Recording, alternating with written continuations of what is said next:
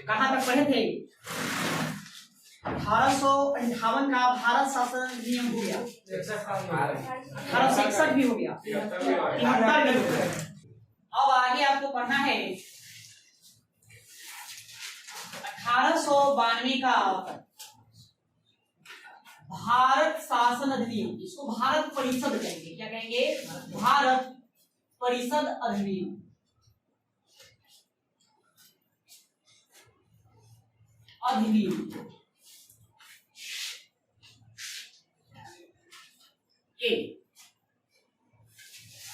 देखिए, इस अधिनियम को लाने के पीछे क्या कारण रहे, यदि कारणों पर प्रकाश डालेंगे। एक तो है 1885 में कांग्रेस का स्थापना, यहाँ कांग्रेस स्थापित हो गया। दूसरा एक इल्बर्ट बिल है, इल्बर्ट विल विवाद। अब इल्बर्ट विल विवाद क्या है आपको इतिहास के पन्नों पर बताएंगे, वहां इतिहास पढ़ाएंगे तो वहां पर बताएंगे। ये दो कारण, 1885 में कांग्रेस की स्थापना और इल्बर्ट विल विवाद के कारण भारतीय लोग अंग्रेजों पर दबाव बनाने लगे कि शासन में और विधि के निर्माण में हमें और अधिक से अधिक भागीदारी चाहिए। अधिक से अधिक भागीदारी देने के लिए भारतीयों को ही 1892 का भारत शासन अधिनियम, भारत परिषद अधिनियम लाया गया। इस अधिनियम में की जो सबसे मुख्य विशेषता है वह है निर्वाचन प्रणाली की शुरुआत। निर्वाचन प्रणाली की शुरुआत सबसे प्रमुख विशेषता यही है कि भारत में पहली बार चुनाव करवाया जाएगा। लेकिन ये जो चुनाव हुआ था प्रत्यक्ष रूप से ना होकर के अप्रत्यक्ष निर्वाचन हुआ। यहाँ से निर्वाचन प्रक्रिया का क्या हो जाएगा? प्रारंभ कर दिया जाएगा। ये निर्वाचन किसके लिए? हमने पढ़ा 1861 में कि जो वायसराय था, वायसराय की परिषद है, उसमें और अतिरिक्त सदस्यों को शामिल किया गया था। कितना? अतिरिक्त सदस्य। क्या कहा गया कि कम से कम कितना? मिनिमम 6 और मैक्सिमम अधिक से अधिक कितना? 12 को शामिल किया गया, जिसमें से आधे गैर सरकारी होना अनिवार्य। आधे को क्या होना अनिवार्य था? गैर सरकारी। गैर सरकारी ये का मतलब है भारतीयों से, आधा जिसमें से गैर सरकारी होगा। और ये जो गैर सरकारी सदस्यों को किस आधार पर शामिल करेंगे? हमने देखा था कि मनोनीत के आधार पर। किस आधार पर? मनोनीत किया जाएगा। ठीक है, उसको मनोनीत करके डायरेक्ट वहां भेज दिया जाएगा। लेकिन बाद में भारतीयों ने कहा कि आप ही मनोनीत करते हैं, ये ठीक नहीं। अंग्रेज क्या करता? तो उन्हीं सदस्यों को मनोनीत करता था जो उसके पक्ष में रहे, जिसकी बातों को माने। तो अपने ही लाभ, अंग्रेजों को लाभ देने वाले जो व्यक्ति लोग थे, उसी को इसमें शामिल किया जाता था। इसलिए कहा कि नहीं, अब इसको निर्वाचित करिए, मनोनीत से काम नहीं चलेगा। उसी को निर्वाचित करने के लिए 1892 का भारत परिषद अधिनियम लाया। ठीक है, तो लिखिए, लिखने की बातें है, पहले लिखेंगे। 1885 ईस्वी में 1885 ईस्वी में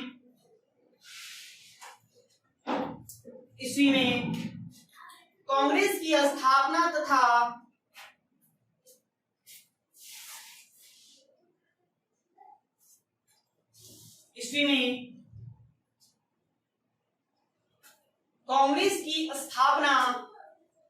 तथा इल्बर्ट व्हील विवाद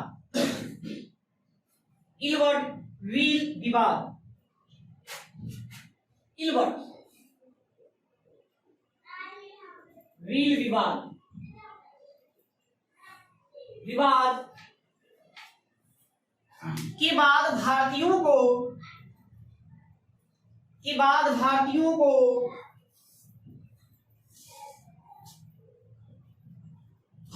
को प्रशासन तथा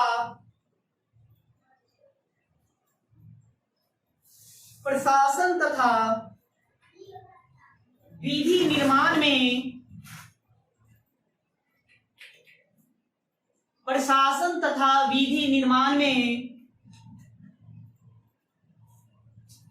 निर्माण में और अधिक प्रतिनिधित्व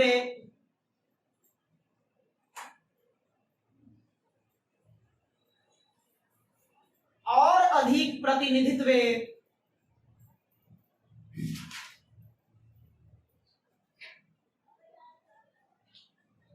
देने के लिए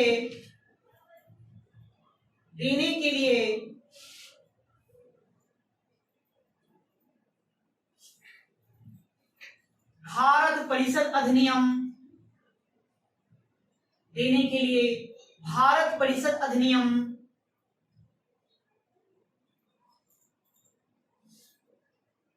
1892 1892 लाया गया।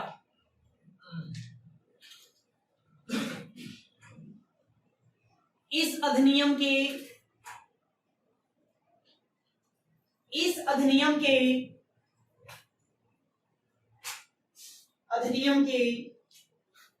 निम्नलिखित प्रावधान थे। तो क्या क्या प्रावधान थे वो देखना है। पहला, सबसे पहले ये जो गैर सदस्य थे, अतिरिक्त सदस्य,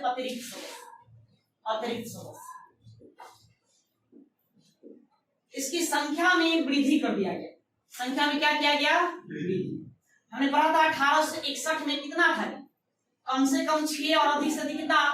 12। और कहा गया कि नहीं, कम से कम 10 और अधिक से अधिक आपको 16 रखना, जिसमें से 10 गैर सरकारी होना अनिवार्य होगा।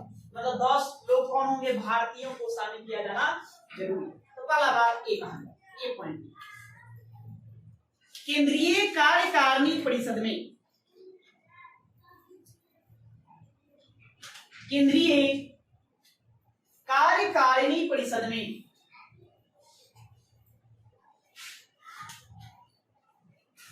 अतिरिक्त सदस्यों, पहला पॉइंट लिखेंगे इसमें, केंद्रीय कार्यकारिणी परिषद में अतिरिक्त सदस्यों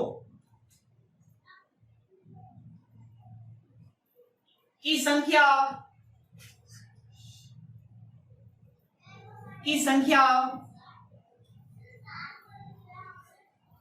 कम से कम 10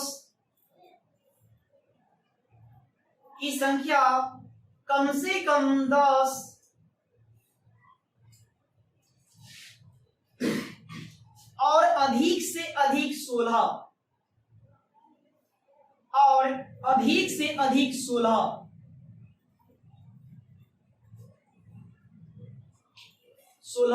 निश्चित की गई, और अधिक से अधिक 16 निश्चित की गई।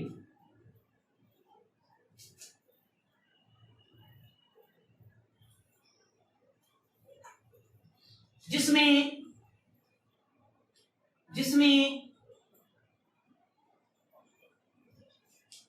10 सदस्य गैर सरकारी,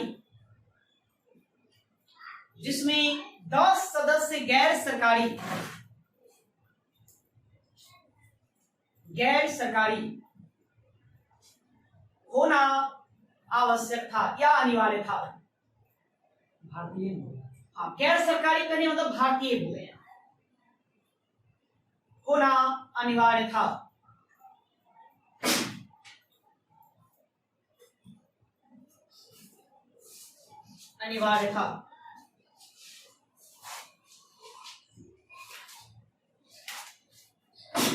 तो अब कम से कम मिनिमम कितने मेंबर होंगे उसमें?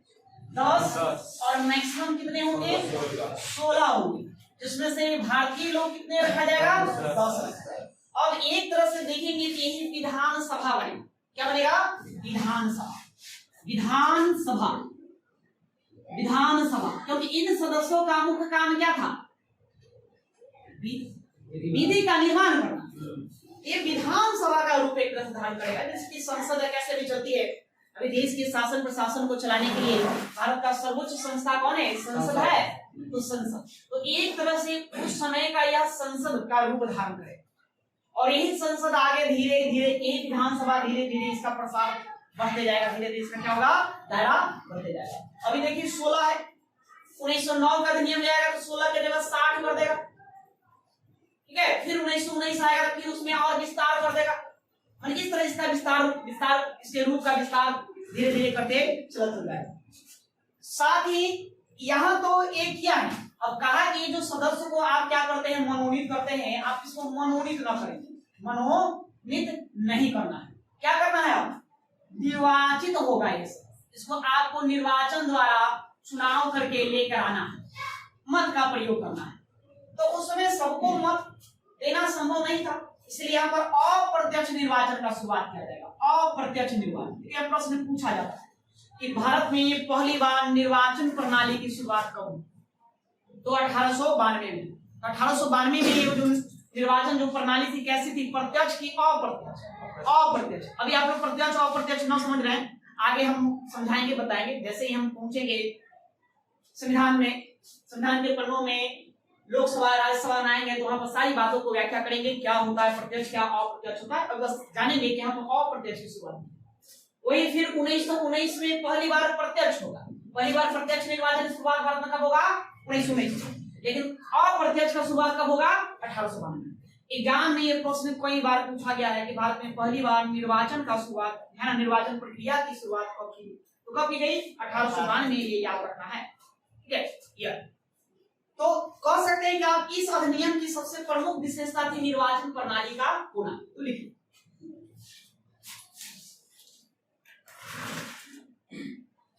निर्वाचन पद्धति का या निर्वाचन प्रक्रिया का, निर्वाचन पद्धति का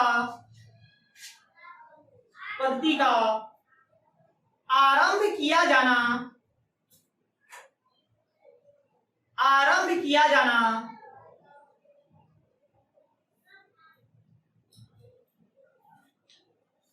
इस अधिनियम की प्रमुख विशेषता है।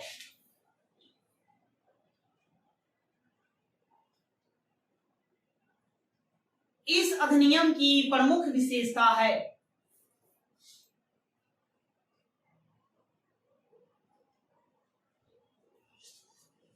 प्रमुख विशेषता है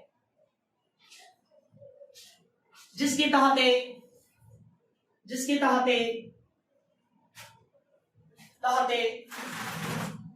भारत में पहली बार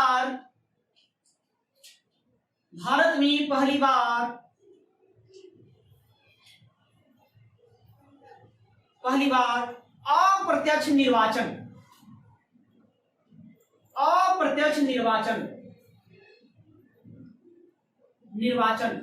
की शुरुआत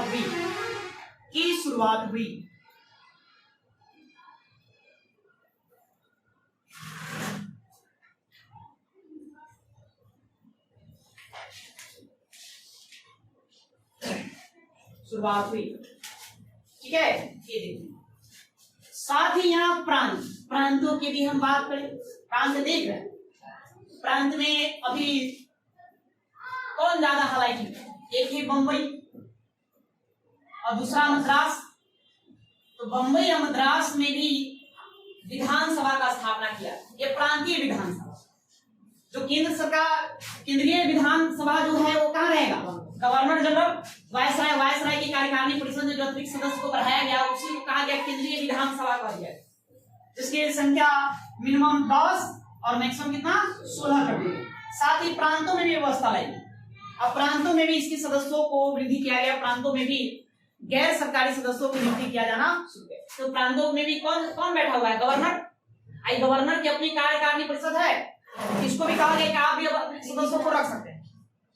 ठीक है, यहाँ इन दोनों जगह भी वृद्धि कर दी गई। तो लिखेंगे प्रांतों में भी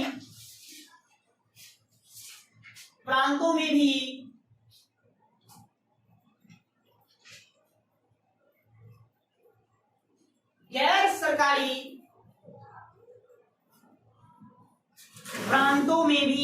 सरकारी सदस्यों की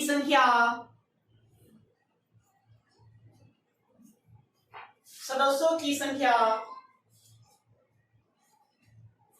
में वृद्धि की गई।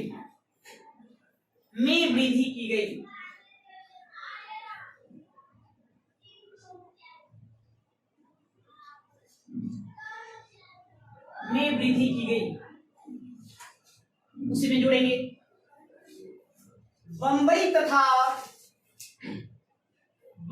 तथा मद्रास प्रांत, बंबई तथा मद्रास प्रांत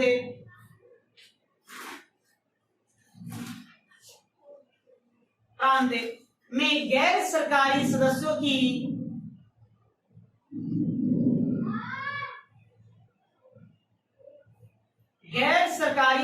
की सदस्यों की न्यूनतम संख्या 8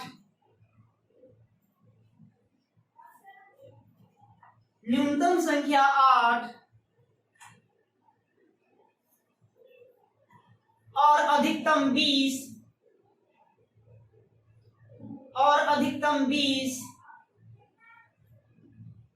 निर्धारित की गई।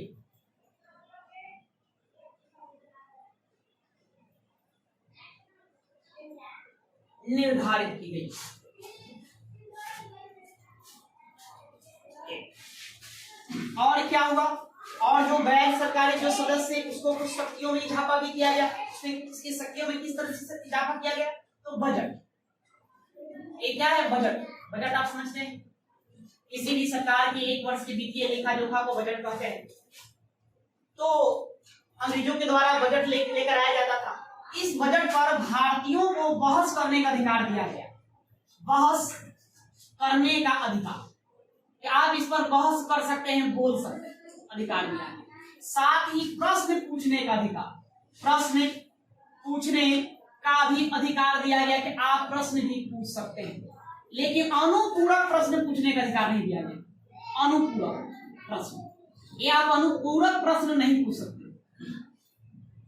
नहीं, जो बजट है, बजट को लिया, ये बजट पर आप बहस करिए, क्या सही है क्या गलत है, और उस पर आप प्रश्न भी पूछ सकते हैं, सवाल भी कर सकते हैं, लेकिन अनुपूरक प्रश्न नहीं कर सकते। अनुपूरक प्रश्न उसके विरुद्ध प्रश्नों में भी प्रश्न निकाल लेना, उसको क्या कहते हैं? अनुपूरक प्रश्न। मान लेते हैं हमें भारत सरकार से पूछा कि बताइए, बिहार सरकार से पूछा कि बिहार की जनसंख्या कितनी है? बिहार की जनसंख्या कितनी है? ये प्रश्न ने पूछा, जवाब आए भाई 12 करोड़ 15 करोड़ जो भी है ये जनसंख्या है। तो इसमें तो हम प्रश्न कर सकते हैं, तो बताइए इसमें महिला कितने हैं, आप पुरुष कितने हैं? एक प्रश्न पूछा बिहार की जनसंख्या कितनी, बताया गया कि 12 करोड़। मेरे सवालों का जवाब मिल गया, लेकिन हम और चाहते हैं, उसी में हम और सवाल निकालेंगे। तो बताइए उसमें महिलाओं की संख्या कितनी है या पुरुषों की संख्या कितनी है? तो ये जो सवाल में ही सवाल पूछा गया उसे क्या कहते हैं? अनुपूरक प्रश्न कहते हैं। तो यहाँ पर कहा गया बहस करिए, प्रश्न पूछिए, लेकिन अनुपूरक प्रश्न भी आपको नहीं पूछना, ये आगे चल के ताकत दी जाएगी। तो ये बात को लिखिए। गैर सरकारी सदस्यों को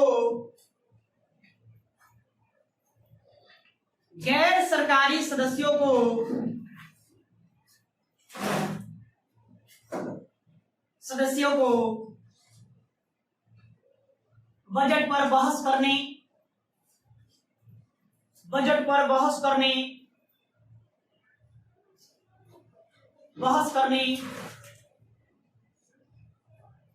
तथा प्रश्न पूछने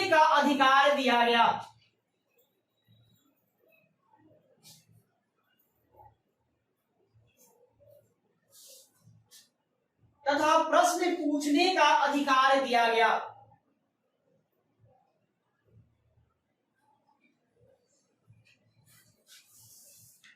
लेकिन अनुपूरक प्रश्न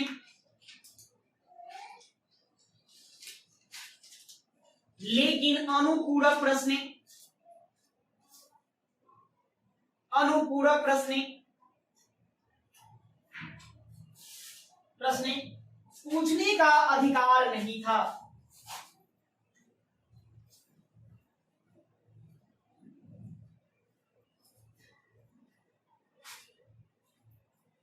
पूछने का अधिकार नहीं था। तो इसमें इतना ही मुख्य रूप से याद है। देखिए सबसे ज्यादा बार यदि इस यहाँ से प्रश्न पूछा गया है तो पूछा गया है बजट पर बहस करना, कि कि पहली बार किस अधिनियम के द्वारा भारतीयों को बजट पर बहस करने का अधिकार दिया गया? तो 1892। और दूसरा, अप्रत्यक्ष निर्वाचन प्रणाली की शुरुआत पहली बार कब की गई? कब की गई? 1892। मतलब 1892 में पहली बार मतलब वोटिंग सिस्टम आया।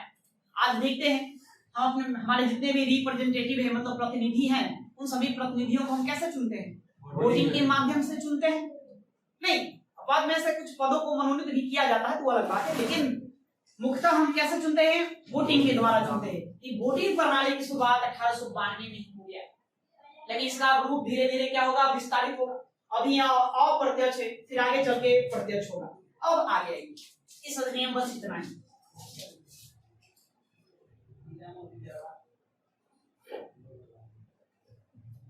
क्या कुछ प्रश्न है? नहीं। सवाल रहेगा तो पूछेंगे। आगे भारत परिषद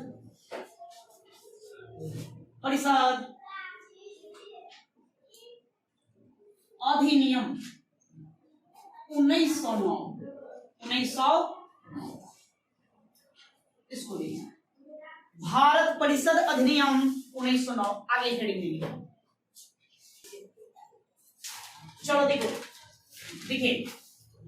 1892 के बाद कब फिर से अधिनियम पारित होगा? 1909। कितने वर्षों का गैप है? लगभग 20 वर्ष। ये 20 वर्षों में भारत में बहुत कुछ परिवर्तन हुआ। क्या इस बीच में देखेंगे कि बंगाल का विभाजन हुआ, बंगाल विभाजन लाया गया था, ठीक है, जिसके विरोध में बंग भंग आंदोलन चलाया गया। साथ ही अब यहाँ पर उग्रवाद का भी जन्म हो चुका था। उग्रवाद बढ़ रहा था भारत। उग्रवाद मतलब कि हिंसा। अब अंग्रेजों के विरुद्ध लोग हिंसा के माध्यम से भी लड़ना शुरू कर दिए। राष्ट्रवाद का भी प्रचार प्रसार हो गया। ठीक है, राष्ट्रवादी आंदोलन भी बढ़ रहा था।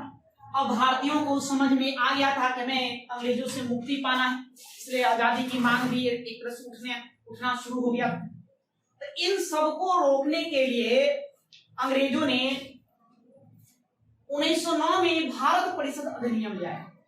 उसका मुख्य मंशा था कि हम सांप्रदायिकता का प्रयोग करके, सांप्रदायिकता कहने मतलब कि हिंदू मुस्लिम एकता को भंग करके, दंगे फसाद जैसी स्थिति को ला करके किसी प्रकार से इस उग्रवाद और राष्ट्रीय आंदोलन को भटका दे, दिशा विहीन कर दे, अर्थात फूट डालो और राज करो की नीति के तहत इस अधिनियम को लिया।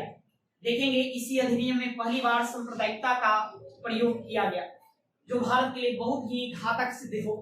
तो पहले लिखने वाली बात लिखेंगे, इसके बाद इस अधिनियम को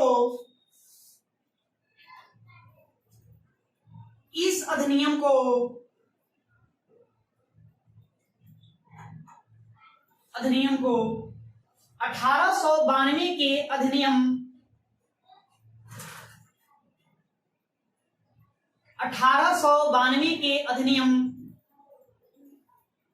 के दोषों को दूर करने, 1892 के अधिनियम के दोषों को दूर करने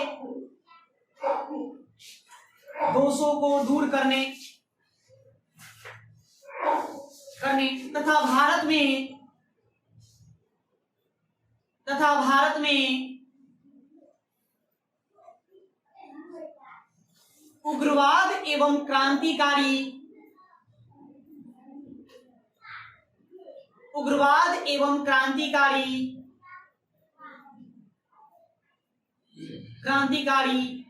राष्ट्रवाद का सामना करने,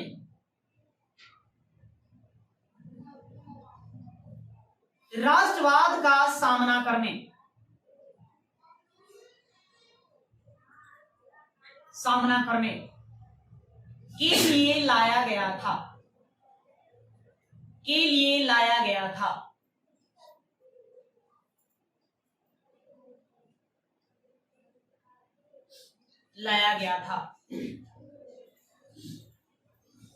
सरकार की मंशा थी सरकार की मंशा थी कि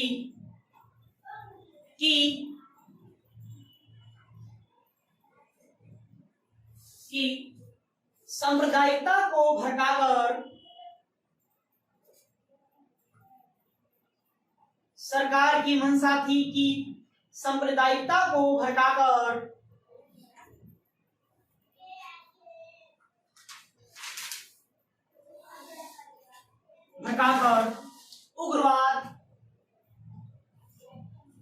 उग्रवाद और क्रांतिकारी राष्ट्रवाद का दमन किया जाए। उग्रवाद और क्रांतिकारी राष्ट्रवाद का दमन किया जाए।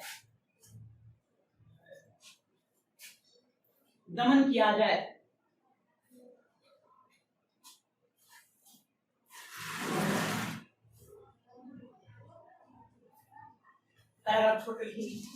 देखिए, 1909 में जो भारत सचिव का पद कब बनाया गया बताइए? 1858 में। भारत सचिव लॉर्ड मार्ले था और वायसराय इस समय भारत का लॉर्ड मिंटो था। इन्हीं दोनों के सिफारिश पर, इन्हीं दोनों के कहे अनुसार इस अधिनियम को पारित किया गया था। अर्थात इस अधिनियम को जो बनाने वाले जो व्यक्ति थे वो कौन थे? लॉर्ड मार्ले और लॉर्ड मिंटो। इसलिए इस अधिनियम को मार्ले मिंटो सुधार अधिनियम के नाम से भी जानते हैं, है ना। मार्ले मिंटो रिफॉर्म एक्ट के नाम से भी जाना जाता है, इसी को कहते हैं। सब थोड़ा लिख लेंगे। इस अधिनियम को तत्कालिक भारत सचिव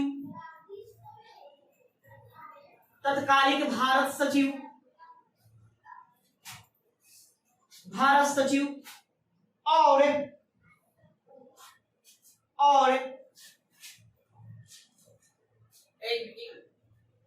तत्कालिक भारत सचिव लॉर्ड मार्ले, और सबको हटाएंगे। तत्कालिक भारत सचिव लॉर्ड मार्ले और viceroy Lord Minto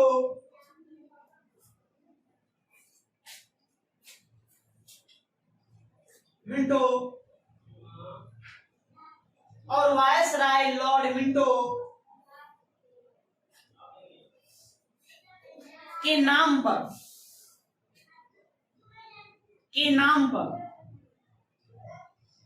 Morley Minto सुधार अधिनियम भी कहा जाता है।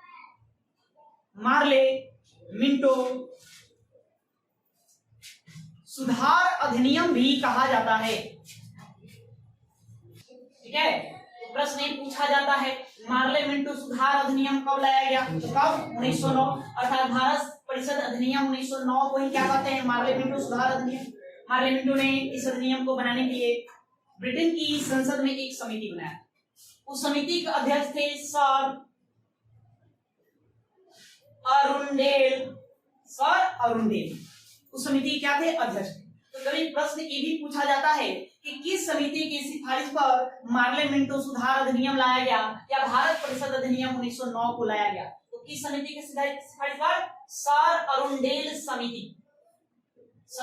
मतलब इन्हीं के अध्यक्षता में वहां पे एक समिति बनाया गया था। तो लिखने का जो काम है, नियम को किस तरह से लिखना है, क्या क्या उसमें प्रावधान लाना है, तो इसी समिति के सिफारिश पर हुआ। तो ये भी लिखेंगे, इसको भी जोड़िए। ये सब छुपा हुआ प्रश्न है।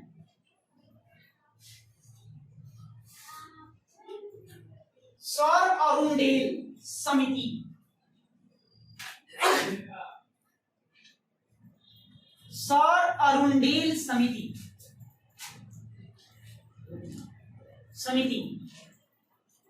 की सिफारिश पर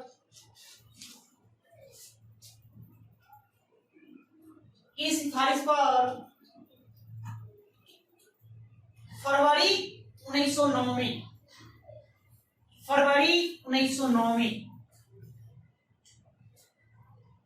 इस अधिनियम को पारित किया गया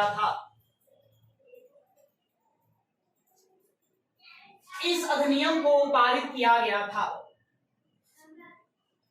ओके, ये तो रही बात कि अधिनियम किस तरह से बना। अब इसमें क्या क्या बातें लिखा गया, तो पहला, फिर वही बात हुई गैर सदस्यों की संख्या में वृद्धि, अर्थात जो केंद्रीय विधानसभा था, क्या कह सकते हैं, केंद्रीय विधान, इसके सदस्यों की संख्या बढ़ा दी गई, सदस्यों की संख्या में वृद्धि कर दिया गया। कितना कर दिया गया, 60। पहले कितना था शुरू में, 1892 में आपने कितना देखा, मिनिमम 10 और मैक्सिमम कितना 16। तब यहाँ सीधे कितने 16 से लेकर कहां कितना कर दिया गया, 60। मतलब भारतीयों को अब और भागीदारी दे देखा कि जैसे कि हम ख्याल में पढ़ेंगे 1905 का बम भंग आंदोलन, अंग्रेज देखा कि इतने बड़े स्तर पर सब भारतीय क्या कर रहे हैं, आंदोलन कर रहे हैं, इसलिए इन सबको धीरे धीरे सत्ता में भागीदारी देने में ही भलाई है। भागीदारी देते जाएंगे, धीरे धीरे क्या होगा, शांत हो जाएगा, है ना। इसीलिए 16 से सीधे उठाकर कितना कर दिया, 60। और कहा कि आधा अर्थात 50% गैर सरकारी होंगे, मतलब कौन होंगे, भारतीय को शामिल किया जाए।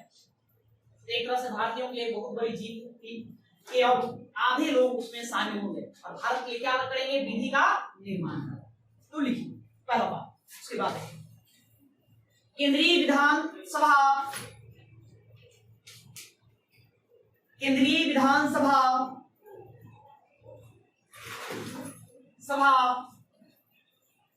में अतिरिक्त सदस्यों की संख्या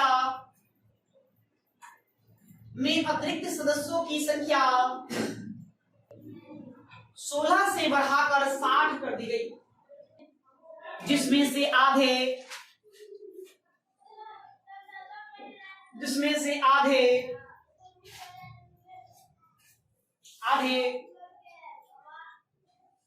सदस्य गैर सरकारी होना अनिवार्य था। प्रांतों में भी ये संख्या बढ़ाई गई। जब केंद्र में बढ़ेगी तो प्रांत को उतना तो रखा नहीं जाएगा, प्रांतों में क्या होगा, उसमें भी भागीदारी को बढ़ाया जाएगा, तो वहां भी बढ़ा दिया गया। वहां भी कहीं 50, कहीं 30, तो कहीं 20 इस तरह से किया गया था। तो वो पूछा नहीं जाता है, उतना आपको नहीं जानना है, तो इसको ध्यान में रखेंगे। यहाँ 16 से कितना कर दिया गया, 60।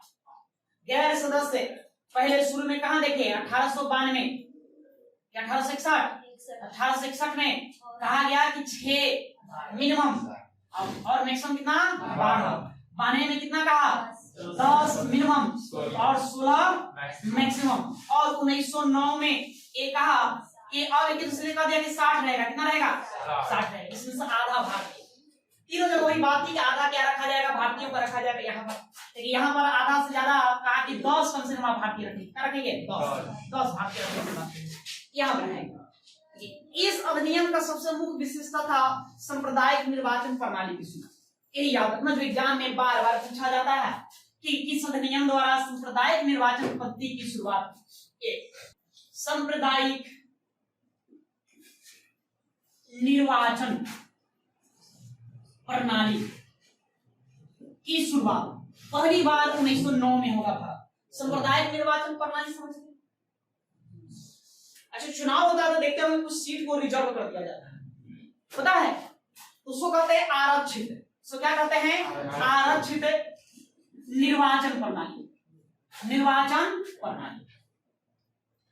दोनों में अंतर एक ही है, दोनों में अंतर है। आरक्षित निर्वाचन प्रणाली में आप क्या देते हैं, सीट जो होता है, सीट मान लेते हैं, है ना, प्रधान का चुनाव हो रहा है, मुखिया जी का चुनाव हो रहा है, मान लेते हैं प्रधान, उत्तर प्रदेश में प्रधान हो रहा है, तो प्रधान का चुनाव हो रहा है। ई प्रधान में सीट को रिजर्व कर दिया जाता है। जानते हैं कि एक होता है जनरल, ओबीसी, एससी और एसटी, इस तरह से कैटेगरिया बनाई गई है। सभी जातियों को मिलाकर 4 वर्गों में बांट दिया गया। मतलब कोई सीट एससी के लिए निर्धारित है, एससी के लिए क्या है, रिजर्व है। तो यहाँ पर कोई एससी से संबंधित ही उम्मीदवार खड़ा हो, प्रतिनिधि कौन होगा, उसको मत कौन देगा, सब लोग मत देता है।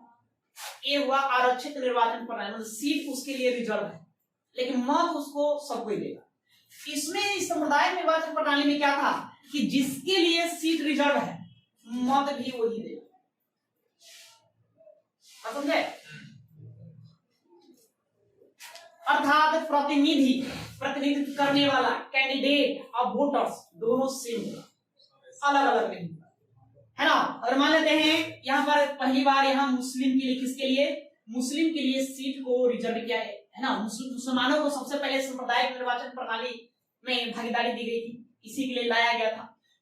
तो जिस जगह पर सांप्रदायिक निर्वाचन प्रणाली को लागू किया गया तो हम मुसलमान खड़ा हुए। अब मत भी उसको कौन देगा, मुस्लिम लोग ही देगा, मतलब हिंदू को, सिख को, जाट को और जो अन्य धर्म के लोग थे उसको देने का अधिकार नहीं। अगर वो मान लेते हैं सिख के लिए रिजर्व है, किसके लिए, सिख के लिए दिया गया, तो कैंडिडेट कौन होगा, सिख। मत कौन देगा, सिख ही देगा। इसको कहते हैं सांप्रदायिक निर्वाचन प्रणाली। अगर सीट रिजर्व है, सिख के लिए रिजर्व है, सिख खड़ा हो, लेकिन मत उसको सबको ही दे रहा है, उसको कहते हैं आरक्षित निर्वाचन प्रणाली, है ना, रिजर्व कोटा। ठीक है, बस समझ गए। यहाँ अंग्रेजों ने सांप्रदायिक निर्वाचन प्रणाली को ले आया। ये आखिर था क्या, फूट डालो और राज करो की नीति। ये भारत के लिए बहुत ज्यादा घातक था, इसका विरोध बहुत ज्यादा बढ़ चढ़ करना चाहिए था, लेकिन उस तरह से हुआ नहीं, है ना। लोग बहुत ही जल्दी मान गए और मुसलमानों के लिए अलग से संप्रदाय के निर्वाचन प्रणाली दे दिया गया, जो धीरे धीरे एक तरह से हिंदू और मुस्लिम एकता में फूट पड़ते गई, जिसका परिणाम क्या हुआ, भारत विभाजन, भारत के दो टुकड़े हो गए। इसके संदर्भ में लॉर्ड मिंटो, कौन, लॉर्ड मिंटो कहता है यह मतलब कि नाग का दांत है। हम मतलब एक तरह से नाग का दांत बोलिए, जिसका परिणाम बहुत ही भीषण होगा। ठीक है, बहुत ही भीषण होगा। मतलब नाग का दांत कहने मतलब कि एक विषैला चीज दिखाया, जिसका परिणाम क्या होगा, बहुत भीषण होगा। भीषण हुआ, धीरे धीरे लोग बीच मतभेद बढ़ते गए, बढ़ते बढ़ते फिर अंततः क्या हुआ, भारत का लोग खतरनाक था। तो इस अधिनियम द्वारा पहली बार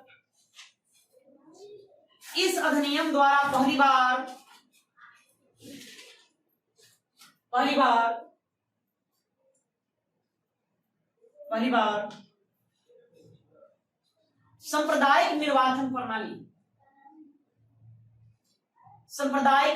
प्रणाली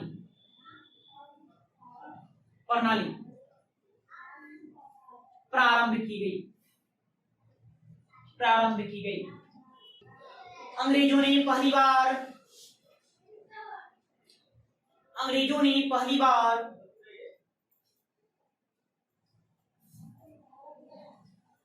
बार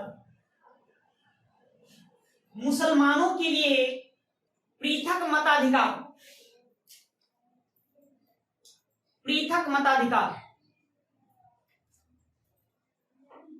और पृथक निर्वाचन क्षेत्र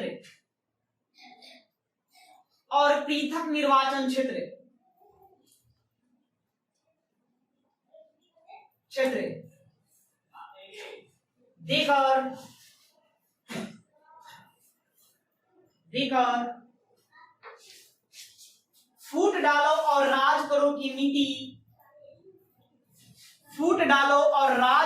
नीति अपनाई। ओके, इसके संदर्भ में किसका कथन, लॉर्ड मिंटो का कथन है, उसको भी आप यही लिख लीजिए। ठीक है, तो पृथक निर्वाचन मंडल के बारे में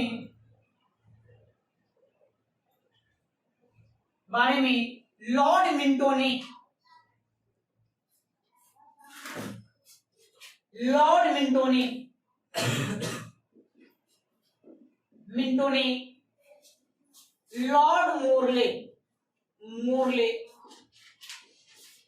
मोरले को लिखा और उसको एक पत्र के द्वारा बताया था इसके बारे में। ये क्या है, नहीं, वो मार्ले वाला था, ये मोरले, इसका सहभागी था, सहयोगी, ये अलग है, वो मार्ले अलग हो गया, ये मोरले है, लिखा डैश।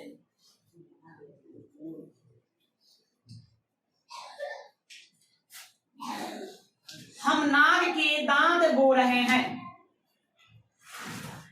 हम नाग के दांत बो रहे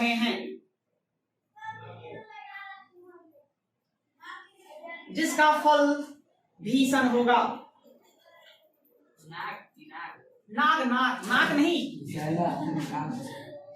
नाक में भी दांत होता है, हो सकता है। नाक लिखेंगे आप, इसके शब्दों के लंबाई पर नहीं गहराई पर क्या कहना चाहता है ना।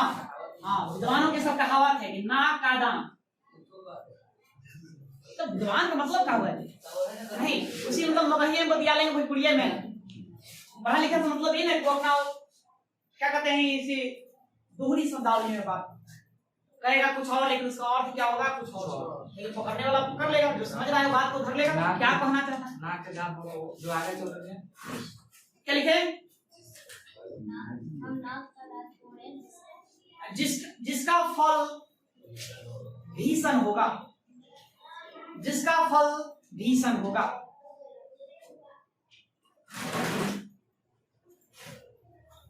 भीषण होगा।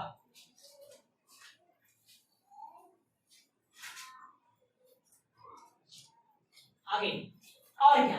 अब देखिए भारतीयों की शक्ति और फिर से झापा क्या होगा भाई? तो पहला ये जो बजट है, बजट, तो बजट पर कहा है कि आप विवेचना कर सकते हैं, विवेचना, बजट पर विवेचना करने का अधिकार दिया गया। लोकहित, लोकहित के मुद्दे पर, लोकहित समझते हैं, लोक मतलब लोक, हित मतलब क्या? जनता के, जनता की भलाई कहो। तो लोकहित के मुद्दे पर बहस करने का अधिकार दिया गया। साथ ही यहाँ पर की बजट पर अनुपूरक प्रश्न पूछने का अधिकार दे दिया। अनुपूरक प्रश्न पूछने का अधिकार दिया गया। सबसे पहले बजट पर बहस करने या प्रश्न पूछने का अधिकार कब दिया गया? 1892 में दिया गया। यहाँ कहा गया था आप अनुपूरक प्रश्न नहीं पूछ सकते, यहाँ कहा गया आप अनुपूरक प्रश्न पूछ सकते। तो शक्तियों में क्या हो गया? भारतीयों को बजट की विवेचना करने, भारतीयों को बजट की विवेचना करने,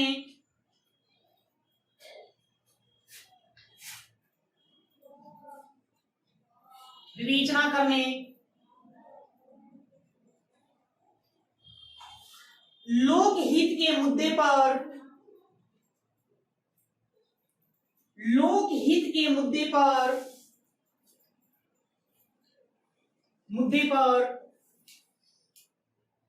बहस करने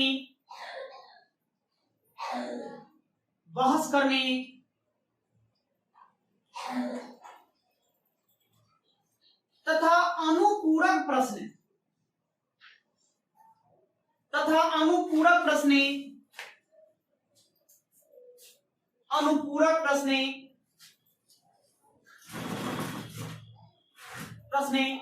पूछने का अधिकार दिया गया।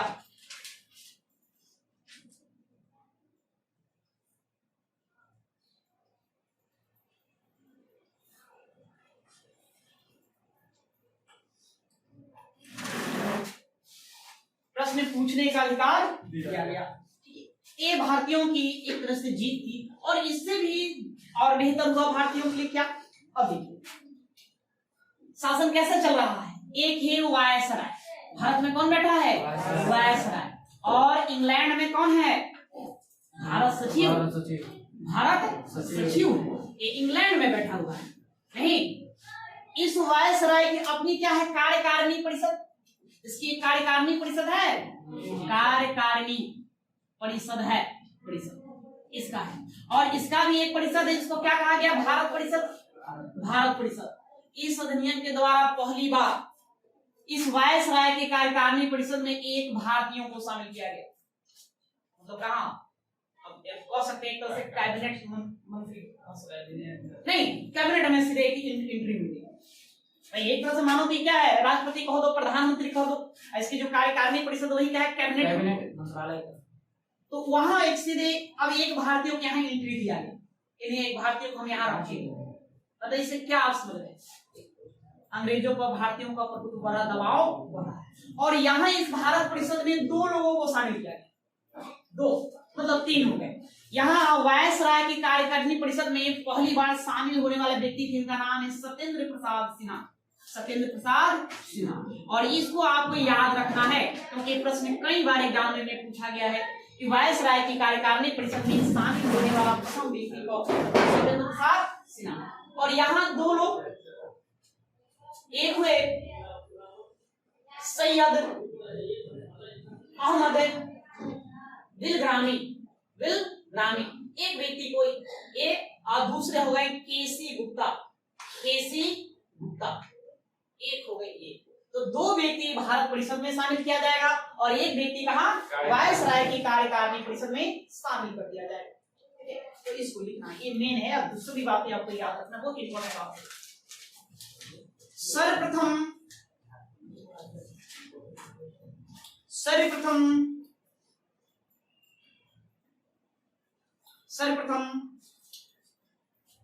हम हिस्ट्री पढ़ाएंगे तो फिर इन सब की चर्चा करेंगे। ठीक है, हालांकि पहले हिस्ट्री ही कंप्लीट कर लेना था, उसके बाद इन सबको पढ़ना था, लेकिन सब घबरा गया, फिर पॉलिटी छूट रहा, तो लोग पढ़ो। अभी क्या इतिहास से लेकर लेके चल रहे हैं पॉलिटी, है ना। एक दो क्लास और लगेंगे, उसके बाद यहाँ कंप्लीट हो जाएगा। तो जब संविधान लिखना शुरू हो जाएगा तो वहां से समझो तुम पॉलिटी में संविधान लिखा जाएगा, उसके बाद फिर क्या लिखा गया उसको पढ़ना मेन क्या है, मेन वो आपका हो गया। ठीक है, उसको हमको देखना है।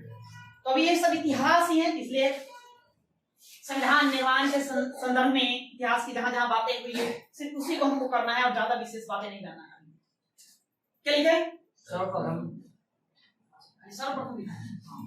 सर्वप्रथम भारत परिषद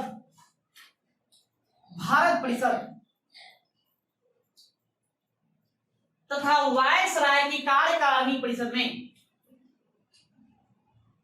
सर्वप्रथम भारत परिषद तथा वायसराय की कार्यकारिणी परिषद में भारतीय सदस्यों को शामिल किया गया।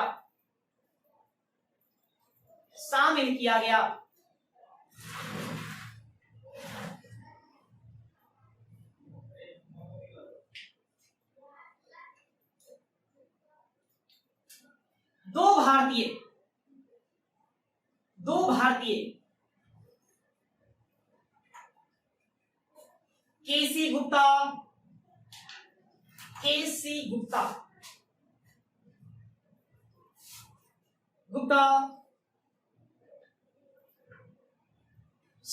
और सैयद अहमद बिलग्रामी, केसी गुप्ता और सैयद अहमद बिलग्रामी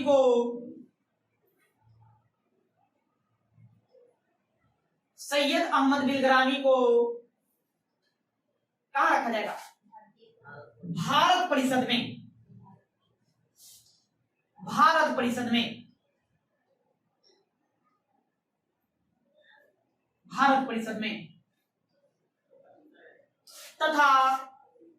तथा सत्येंद्र प्रसाद सिन्हा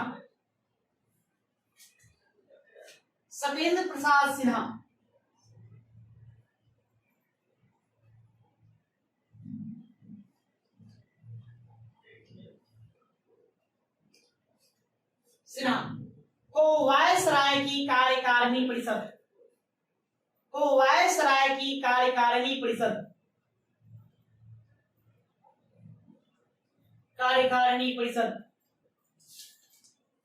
में एक मिनट रुकेंगे, वायसराय कार्यकारिणी परिषद लिखें। ये प्रश्न तो पूछा ही जाता है कि वायसराय कार्यकारिणी परिषद में शामिल होने वाले पहले व्यक्ति कौन, तो है ना एसपी सिन्हा याद रखने आपको, सत्येंद्र प्रसाद सिन्हा। ये भी आपसे पूछ देगा कि तो किस सदस्य के रूप में शामिल हुए, बोले किस रूप में, किस सदस्य, क्या विशेषता है, या विधि सदस्य के रूप में शामिल हुए। कौन सा सदस्य के रूप में? विधि सदस्य के रूप में इनको शामिल किया गया था। तो पोस्ट में डाल देंगे विधि सदस्य के रूप में, ये भी एग्जाम में प्रश्न पूछे जा चुके हैं। विधि सदस्य के रूप में वही पोस्ट में रख दीजिए, विधि सदस्य के रूप में।